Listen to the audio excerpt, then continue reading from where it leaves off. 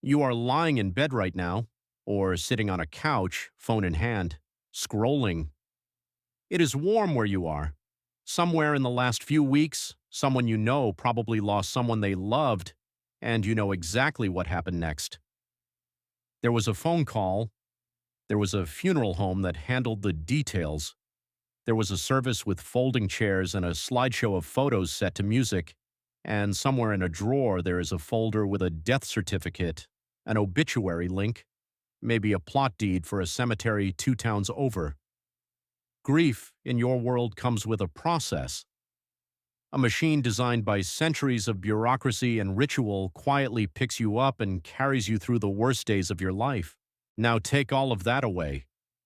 Take away the funeral home, the certificate, the priest, the flowers ordered online at midnight because you didn't know what else to do with your hands. Go back 60,000 years to a cave in the mountains of what is now northern Iraq, where a small group of people are standing over the body of someone they loved with absolutely no instructions for what happens next. No religion built for this moment, no tradition passed down in writing, just grief, raw and unscripted, and a corpse that needs to be dealt with before nightfall. So the question is simple. For hundreds of thousands of years, with no funeral industry, no religious doctrine, no written rituals to fall back on, how did human beings deal with death at all? How did they bury the people they loved? And how did they survive losing them? Let's start with the most basic problem, the one that doesn't even sound like a problem until you sit with it. A person dies. Now what? You can't just leave them. Even the earliest humans seem to understand that on some level, and that alone is strange, because most animals don't. A gazelle that dies on the savannah gets left exactly where it falls. Predators and scavengers wildlife will do what wildlife does, and the herd moves on within minutes. But somewhere in our evolutionary past, something shifted. Our ancestors stopped moving on. The clearest evidence comes from Shanidar Cave in the Zagros Mountains of Iraq, where in the 1950s and 60s an archaeologist named Ralph Selecki uncovered the remains of several Neanderthals, dating back roughly 60,000 to 70,000 years. One skeleton, known as Shanidar 4, was found surrounded by clumps of ancient pollen, and Selecki proposed something that stunned the scientific world at the time, that this individual had been buried with flowers. A flower burial, the newspapers called it. For decades, it became the go-to image of prehistoric tenderness, the idea that even Neanderthals, so often caricatured as brutish and dumb, laid their dead to rest with something like ceremony. Here's what nobody tells you about that story. Later, researchers pushed back hard, suggesting the pollen might have been dragged in by burrowing rodents, not placed by mourning hands. The debate is still not fully settled. But that argument itself tells you something important, something easy to miss. Scientists have spent 70 years fighting over whether Neanderthals loved their dead enough to decorate a grave. Think about that for a second. We are not asking whether ancient humans grieved. We are asking how they expressed it. The grieving itself was never really in question. Because here's the deeper truth. Grief isn't a human invention. It's older than us. Elephants are known to linger over the bones of dead herd members, running their trunks along the skulls for long, silent minutes. Chimpanzees have been observed carrying dead infants for days, refusing to let go. Jane Goodall documented a chimpanzee named Flint, who, after watching his mother die, withdrew from his group entirely and died himself within weeks, essentially of grief. If chimpanzees and elephants carry that ache, it would be strange to think our own ancestors, walking upright with even larger brains, felt nothing at all. The sadness came first. The rituals came later, built on top of something that was already there. So if the emotion was ancient, the next problem becomes practical, and it's uglier than most documentaries admit. What do you physically do with a body when you have no embalming, no refrigeration, and a group of people who need to keep moving to find food? For nomadic hunter-gatherer bands, a corpse wasn't just a source of grief. It was a logistical crisis. Leave it, and you abandon someone you loved as scavengers. Carry it, and you slow down a group whose survival depends on mobility. Bury it, and you need tools, time, and a patch of ground soft enough to dig, none of which are guaranteed in frozen tundra or rocky highland terrain. This is where the archaeological record gets genuinely startling. At a site called Sungir, near the modern city of Vladimir in Russia, archaeologists uncovered a burial dating back roughly 34,000 years that defies every assumption about primitive people just tossing bodies into shallow pits. Two adolescents were buried head to head, covered in an almost unbelievable 10,000 mammoth ivory beads, each one estimated to have taken 45 minutes to an hour to carve by hand.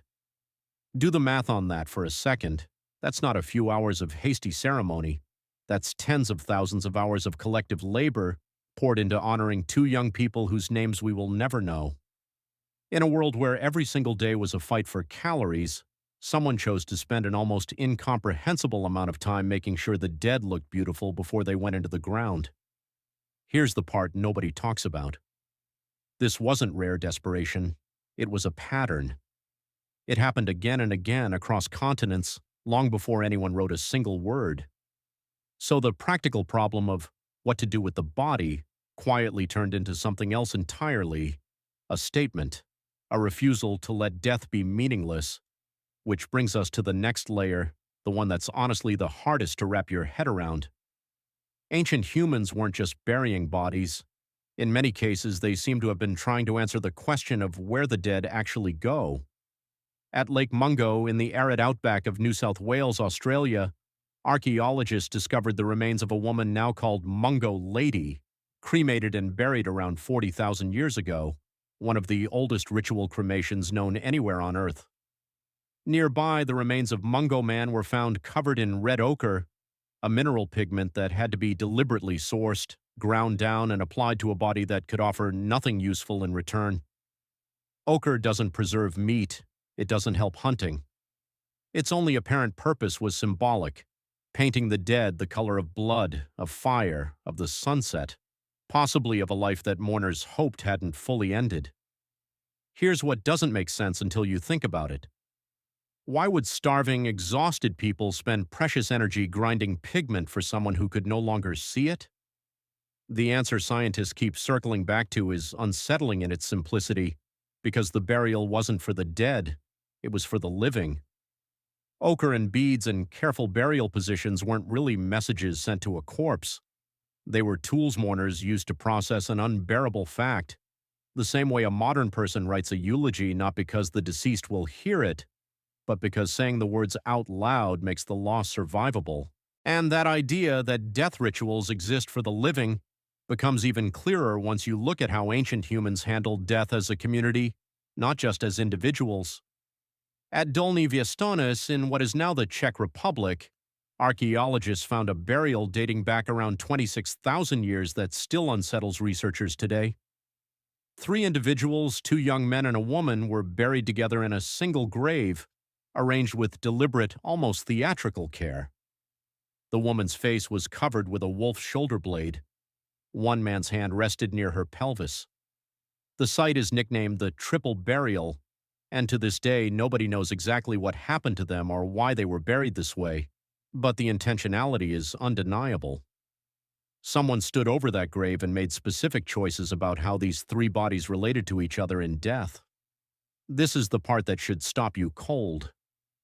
Grief for early humans was never a private, solitary event the way it can feel today, scrolling condolence messages alone on a couch.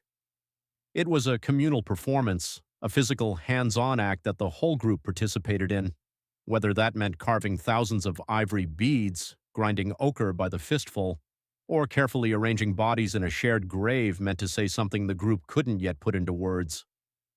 Loneliness and grief, in some ways, might be a distinctly modern affliction. Further evidence comes from La Chapelle-aux-Saints in France, where in 1908 researchers uncovered an elderly Neanderthal man, likely in his 40s or older, whose skeleton showed severe arthritis and tooth loss so extensive he likely couldn't chew solid food unassisted in his final years. Someone had been caring for him. Someone had been softening his food, protecting him, keeping him alive well past the point of physical usefulness to the group. When he finally died, he was buried in a shallow, deliberately dug pit. The site tells two stories stitched into one: the story of a community that cared for its weakest member for years, and the story of a community that couldn't simply walk away when he was gone. Here's what nobody tells you about that discovery.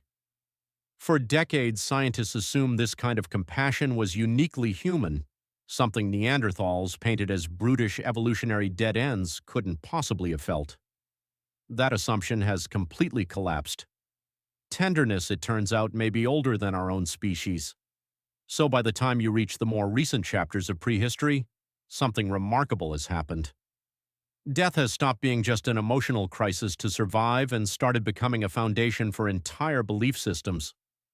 At Göbekli Tepe, in what is now southeastern Turkey, archaeologists discovered massive carved stone pillars dating back roughly 11,600 years, predating agriculture, predating writing, predating the wheel.